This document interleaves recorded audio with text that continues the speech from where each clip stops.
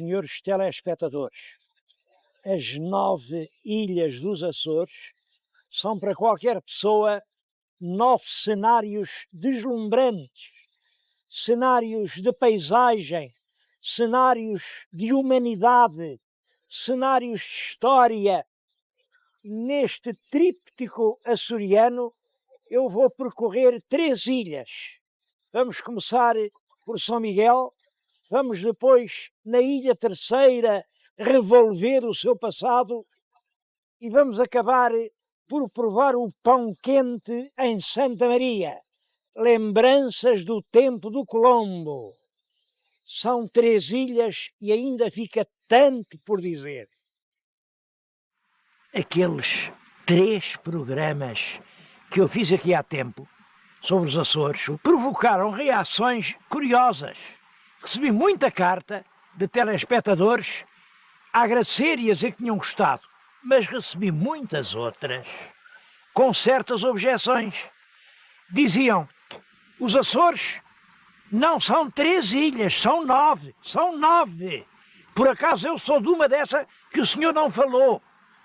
E, portanto, quando é que o senhor faz as 6 que faltam? Porque, é claro, de 3 para 9 vão 6. Faltei, é verdade, eu faltei com 6 ilhas. Além disso, também me disseram, o senhor conta muita coisa, muito castelo, muita história, muita lenda, mas olha que a gente nunca ouviu falar na história dos Açores. Será que os Açores não têm história? Ora, os meus objetores têm toda a razão. Os Açores não são 3 ilhas, são 9 ilhas. E muita gente está a cometer esse erro de acreditar que 3 igual a 9, não é verdade. As 9 ilhas dos Açores são 9 irmãs todas diferentes. Segundo, é verdade que os Açores têm uma história, por sinal que é uma das histórias mais edificantes, mais entusiasmantes do país. Naturalmente a primeira pergunta era esta, e quem é que descobriu os Açores? Os senhores sabem? Eu não sei. E quando aparecer alguém a dizer, eu sei, foi... Ninguém sabe quem descobriu os Açores. Até há quem diga que não foram os portugueses. E eu aproveito de estar aqui e vamos pôr essa questão claramente. O que se passa é isto. Há vários mapas não portugueses, mapas de cartógrafos maiorquinos, portanto, das Baleares, genoveses, portanto, italianos, que já do século XIV, ser mais de 100 anos antes à chegada dos portugueses aos Açores, que representam aqui no meio do mar, mais ou menos no sítio onde são os Açores, umas ilhas. Então, se eles as representaram, é porque as conheciam. E se eles as conheciam, é porque não fomos nós que as descobrimos. Eu penso que há aqui uma grande atrapalhada. E a primeira ideia que temos de fixar é esta. O Atlântico não era um deserto antes do infante Dom Henrique. Existiam relações comerciais muito intensas entre portos africanos do Atlântico e portos do Mediterrâneo. Em 1309 houve um tratado diplomático entre os embaixadores do Imperador de Marrocos e os do Rei do Aragão para que os trigos exportados de Marrocos para os portos do Aragão pagassem 1/3 de imposto a menos do que pagavam os trigos de outras origens. E mais, para entre os 2 países, repito, o Aragão e Marrocos, ser suprimido o chamado direito de naufrágio. Isto quer dizer o seguinte, quando o navio marroquino naufragasse nas costas do Aragão, ou quando o navio aragonês naufragasse nas costas marroquinas, o capitão do navio tinha o direito de reclamar os destroços do naufrágio. Eu acho que basta isto para mostrar até que ponto eram intensas as relações comerciais e marítimas entre o Mediterrâneo e a África antes das navegações portuguesas. Bom, mas agora é que começa esta história, afinal, fomos nós ou não fomos nós que descobrimos? Reparem, navegar daqui para aqui obrigava praticamente a este tipo de rota. Vinha-se aqui apanhar os ventos que sopravam, os ventos alísios, e daqui é que os navios de vela podiam entrar no Mediterrâneo e iam aqui. Reparem que um navio que chega a estas latitudes era muito fácil avistar ao longe, as silhuetas azuis a desfazerem-se na linha do horizonte de algumas ilhas perdidas. Azuis. Eu já uma vez disse, mas agora repito, porque sabem que os portugueses são muito conservadores. O português habituou-se a dizer uma coisa, mesmo que seja errada, e repete. Começaram a dizer que isto é Açores, porque havia um pássaro chamado Açor, e se calhar quando cá chegaram encontraram esse pássaro, e se nada disso tem a mínima realidade. Aqui nunca houve Açores. O que é realidade é quando isto acontecia. Estes homens do norte da Itália, da Catalunha, Azores queria dizer azuis, e as ilhas que eles viam ao longe, a esfumar-se no horizonte, eram realmente ilhas azuis.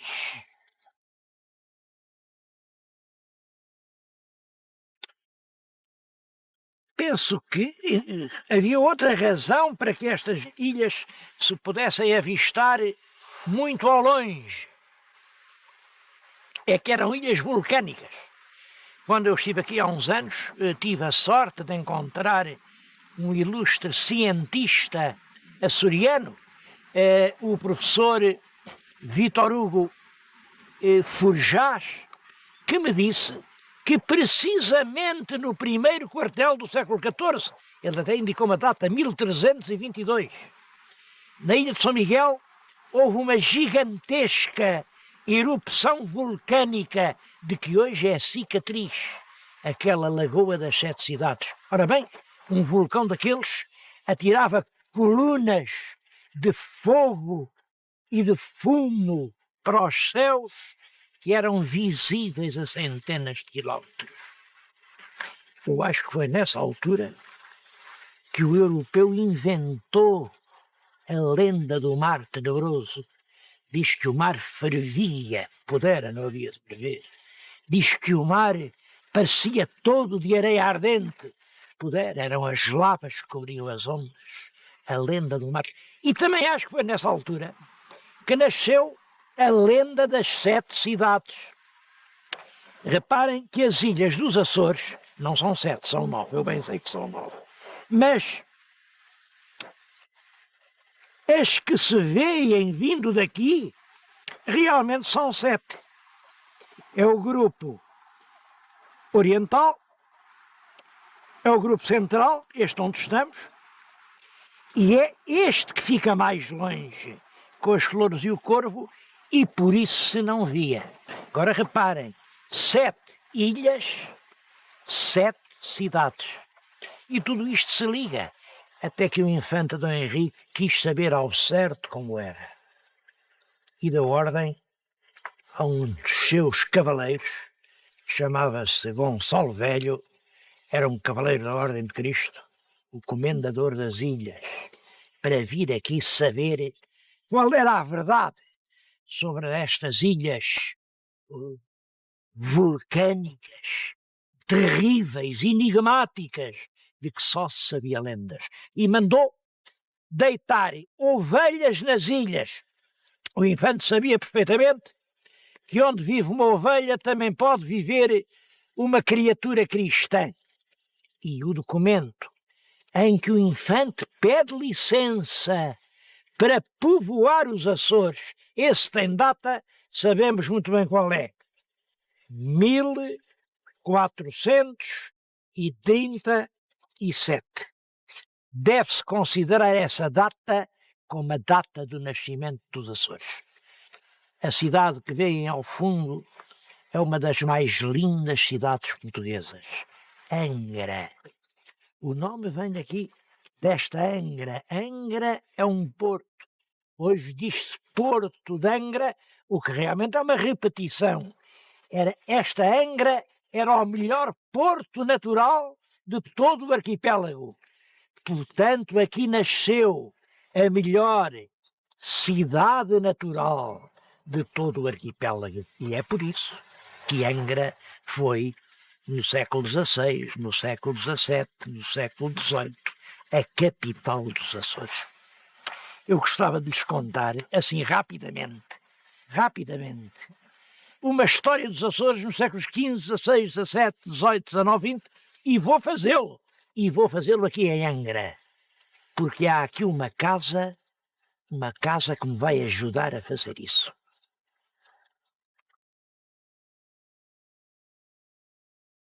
Esta é a casa de Francisco Ernesto de Oliveira Martins. Não é uma casa vulgar, é um museu excepcionalmente rico. O Francisco Ernesto de Oliveira Martins está junto de mim.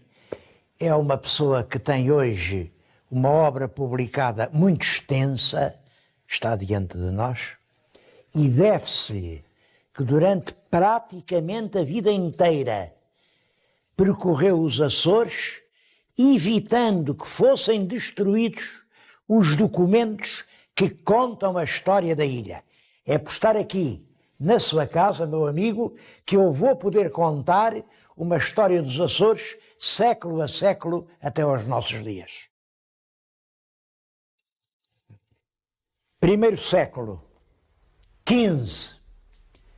Os povoadores chegam, criam pequenas aldeias de abrigos provisórios, mas constroem desde logo as primeiras igrejas. Estou junto de uma das mais antigas imagens veneradas numa ilha dos Açores. Tem uma história engraçada. Como já estava assim velha, serviam-se dela para meter medo aos miúdos que não queriam comer a sopa. Menino, se não comes a sopa, olha que eu trago a macaca. Era esta a imagem. Foi salva e hoje está aqui. Penso que é dos primeiros tempos do povoamento da ilha. A vida desses primeiros grupos de povoadores foi extremamente dura. Os Açores não são terras fáceis.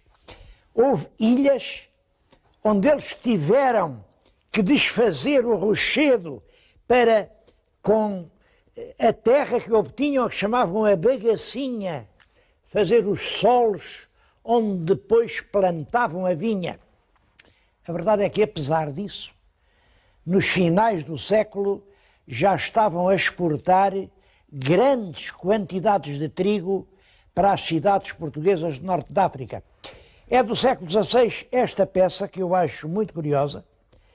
Suponho que é uma pia batismal, manuelina, e que tem uma curiosa história.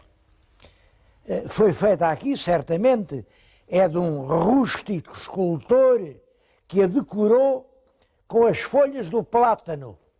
Bom, era da matriz da praia. A igreja caiu, isto ficou para ali abandonado e estava a dar comida à criação lá de casa quando o colecionador a quis adquirir, mas não foi fácil, porque o dono dizia, não, isto tem plátano, é do Canadá, eu vou levar para o Canadá. E só não levou porque isto é tão pesado, que a companhia aérea pedia um dinheirão pelo despacho. E a isso devemos estar hoje aqui na Casa Museu uma pia onde receberam as águas do batismo muitas gerações açorianas.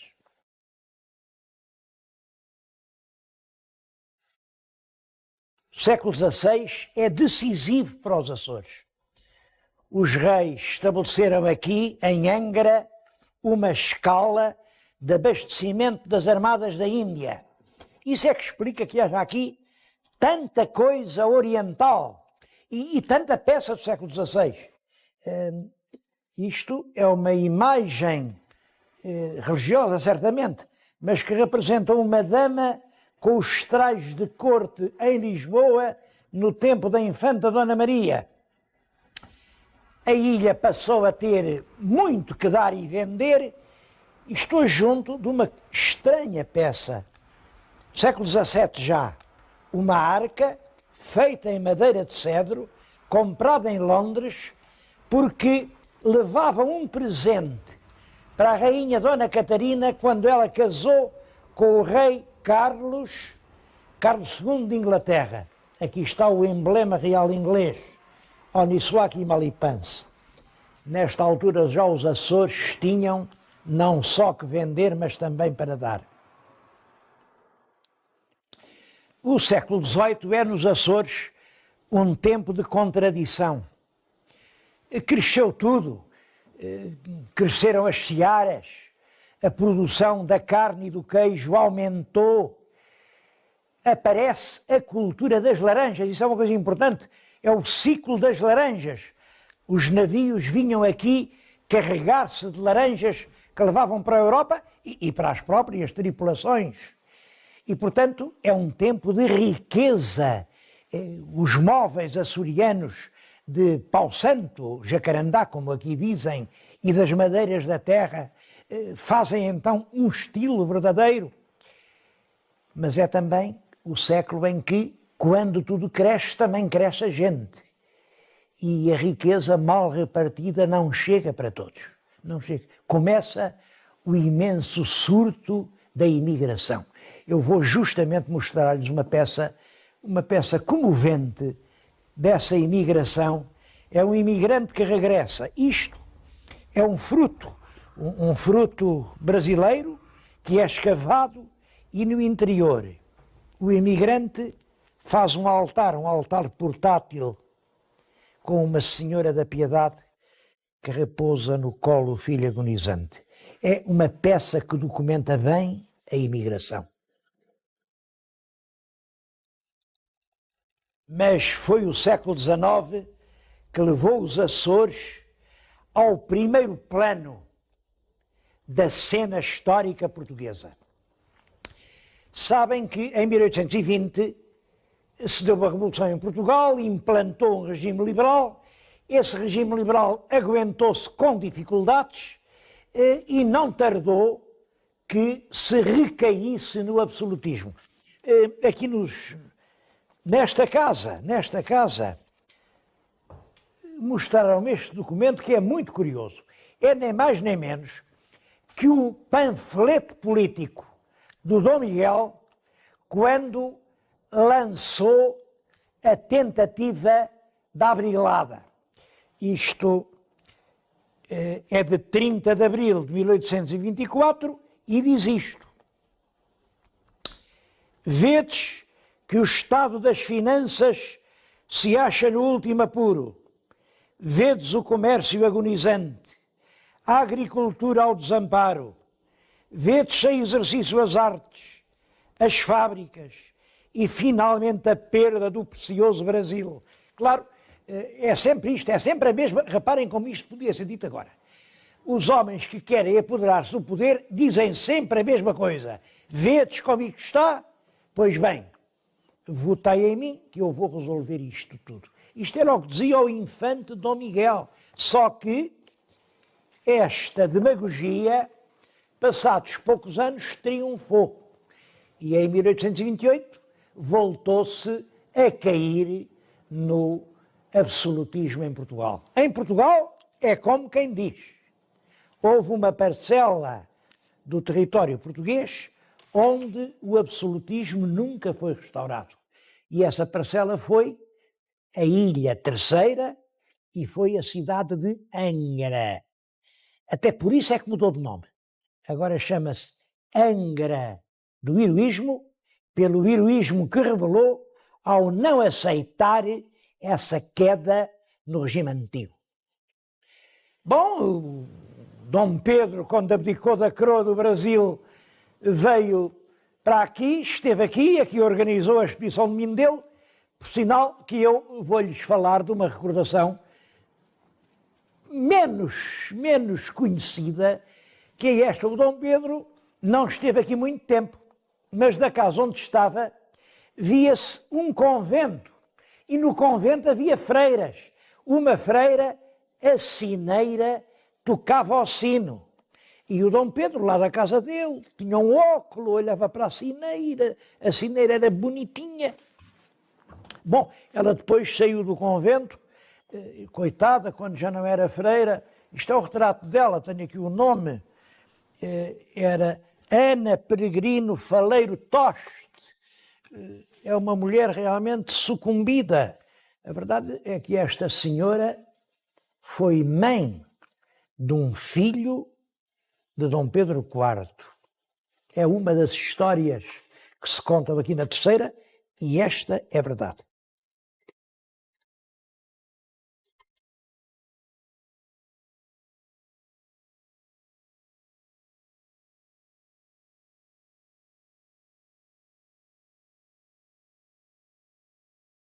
Curiosa recordação da estadia de Dom Pedro aqui na ilha.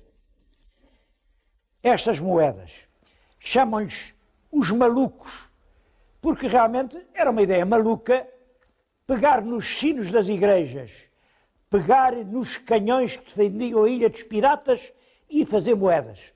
Reparem que esta é um bocadinho mais clara, é a moeda de sino, o sino tinha uma mistura de prata. Esta é um bocadinho mais preta, é moeda de canhão, o canhão tinha uma liga mais pobre. Claro que o Dom Pedro prometeu que logo que acabasse a guerra, mandava dar sinos às igrejas todas. Até hoje.